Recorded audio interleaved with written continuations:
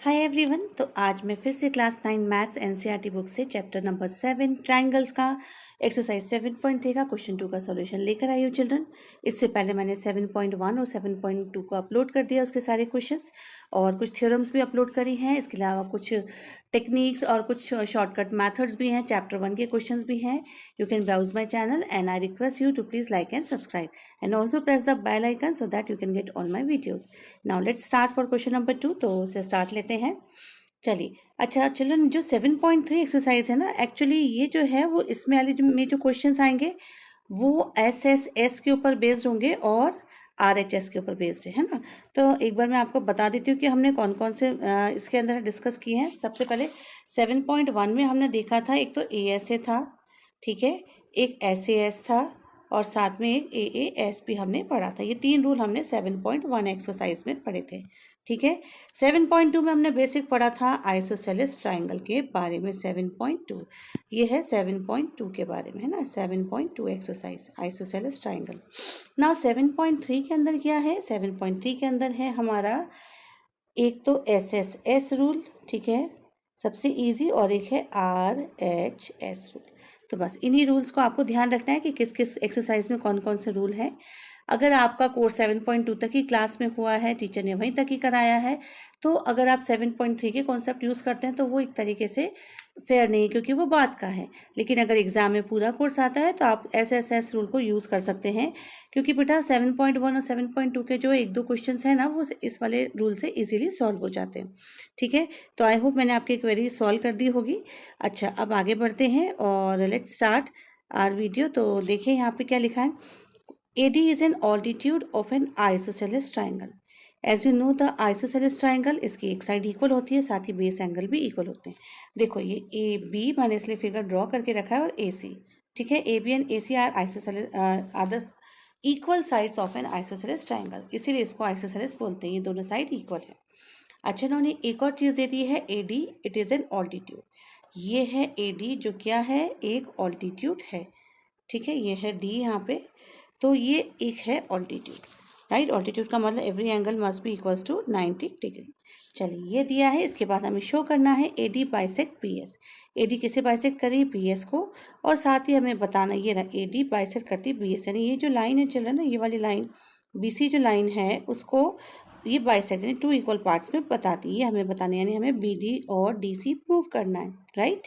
अच्छा, दूसरा हमें बताना है AD बाइसेक्ट्स एंगल A। दूसरी चीज़ हमें बतानी है कि ये वाला जो एंगल है इस एंगल के इक्वल है। बस अब हमें यही करना है। चलिए स्टार्ट लेते हैं। Now here whatever the given thing we should write always so that we can get marks. तो इसलिए गिवन में मैंने लिख दिया कि AD जो है आइसोसेलेस ट्राइंगल है, साथ ही ऑल्टीट्यूड भी दे रखा है, और ऑल्टीट्यूड AD है, और साथ ही ABC एक आइसोसेलेस ट्राइंगल है ना। तो ये दोनों चीज़ें लिखने के बाद जो चीज़ गिवन है उसको मैंने इक्वेशन में नाम दे दिया, ताकि मैं फेयरली डायरेक्ट उनको यूज़ कर पाऊँ। तो क्योंकि ऑल्टीट्यूड इक्वल है, तो ये देखिए ये रहा ऑल्टीट्यूड, तो आई कैन डायरेक्टली राइट ना कि ADB, ये वाला जो एंगल है ADB, that is equals to ADC। This thing I have written here, और ये दे रखा है 90 डिग्री, इसको वन इक्वेशन नाम दे दिया। अच्छा, दूसरा एंगल कितना दे रखा है? AB equals to AC, I am sorry, angle is side. तो क्योंकि आइसोसेलेस ट्राइंगल दे रखा है, तो मैंने दूसरा रिलेशन लिख दिया कि AB और AC भी क्या दे रखी है, साइड से रखी है, ठीक है। ये 2 इक्वेशन अब हमने डायरेक्ट लिख ली। अब आपको समझ आ ही गया होगा, इट्स वेरी इजी। ADB और ADC के अंदर अब हमने 2 ट्राइंगल लिए, और इसमें हम जानते हैं AD और AD जो है वो कॉमन साइड है। अब देखिए, अब इसमें कौन सा रूल यूज़ हो सकता है, हम यहाँ फोकस करते हैं। देखिए चिल्ड्रन, यहाँ पर ये एक तो हमें दे दिया है इन्होंने, ये वाली साइड दे रखी है, ठीक है। तो इस ट्राइंगल की भी वाली साइड इक्वल है, ये इसके अंदर कॉमन साइड है, ओके, कॉमन साइड आ गई।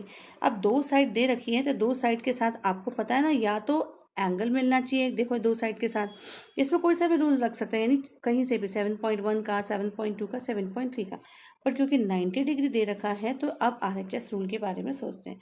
If it's a right angle triangle, this line will work as a hypotenuse, ठीक है। इसके सामने की जो साइड होती है ना 90 डिग्री की, वो हाइपोटेन्यूज की तरह वर्क करती है, आप जानते हैं। तो ये हमारी हाइपोटेन्यूज, सिमिलरली ये वाली साइड भी हाइपोटेन्यूज, और ये दोनों तो इक्वल दे रखी हैं। अच्छा, 90 डिग्री भी हमें इक्वल मिल रहा है, और एक साइड भी मिल रही, तो हो गया ना RHS। RHS में क्या चाहिए? राइट एंगल होना चाहिए, है, हाइपोटेन्यूज इक्वल होनी चाहिए, है, और एक साइड AD आ गई। तो आई होप ये क्लियर हो गया होगा रूल। तो यहाँ पर हम RHS रूल को यूज़ कर सकते हैं। तो बस हमने यही किया, हमने यहाँ पर लिखा AD और AD कॉमन, और फिर मैंने सीधे इन दोनों को दोबारा ना लिख के सीधे इक्वेशन यूज़ किया। देखो छोटा हो जाता है ना क्वेश्चन, हमें ज़्यादा लिखना भी नहीं पड़ता एक बार लिखने के बाद। तो using 1, 2 and 3 we can directly से by RHS criterion both the triangles are congruent, and once the triangle are congruent we can write other part जो भी कॉरेस्पॉन्डिंग पार्ट्स है। देखो ये BD, अगर ये दोनों ट्राइंगल इक्वल है चिल्ड्रन, अगर ये दोनों ट्राइंगल इक्वल हैं तो कैन वी से कि ये वाली साइड और ये वाली साइड भी इक्वल होगी? यस। कैन वी से कि ये एंगल और ये एंगल इक्वल होंगे? यस। तो बस अब हमें यही करना है। तो हमने यहाँ पे लिखा, इधर हमने यहाँ लिखा कि BD equals to CD by CPCT। तो उससे मेरा फर्स्ट वाला पोर्शन जो है वो प्रूफ हो गया, जो A पार्ट है ना, जो हमारा ये वाला A वाला पार्ट, ये प्रूफ कर दिया हमने। अच्छा, दूसरी चीज़ लिखी मैंने, दोनों एंगल इक्वल हैं, BAD इक्वल्स टू CAD। ये देखो ये BAD, this is CAD by CPCT। CPCT तो आप जानते हैं ना, ये कॉन्ग्रेंट पार्ट्स होते हैं, कॉरस्पॉन्डिंग पार्ट्स होते हैं कॉन्ग्रेंट ट्राइंगल्स के। तो यहाँ पे लिखा और उससे हमारा सेकेंड पार्ट प्रूफ हो गया, that is AD bisect angle A। और ये यहाँ पे हमने करा था, एंगल मतलब दोनों एंगल इक्वल, यानी ये लाइन इसको क्या करी, bisect, and hence we did, we have done. So बस इसके बाद और कुछ नहीं, हमारा क्वेश्चन सॉल्व हो गया। और बेटा ये आने वाला क्वेश्चन इंपॉर्टेंट क्वेश्चन है, ये ना छोटा क्वेश्चन भी होता है लगता है और बड़ा भी है, ये डिपेंड करता है कि हमें क्या दे रखा है। ऑल्टीट्यूड दे रखा है, और अगर आइसोसेलेस ट्राइंगल है तो इसको RHS से आप इजीली सॉल्व कर सकते हैं। और आगे डिपेंड करता है, अगर साइड इक्वल दे रखी है तो SSS से भी सॉल्व हो सकता है, डिपेंड है ना। ओके चिल्ड्रन, आई होप आपको ये समझ आया होगा, और अगर आपको दिक्कत है you can comment me so that I will solve your problem. Till then bye bye, take care.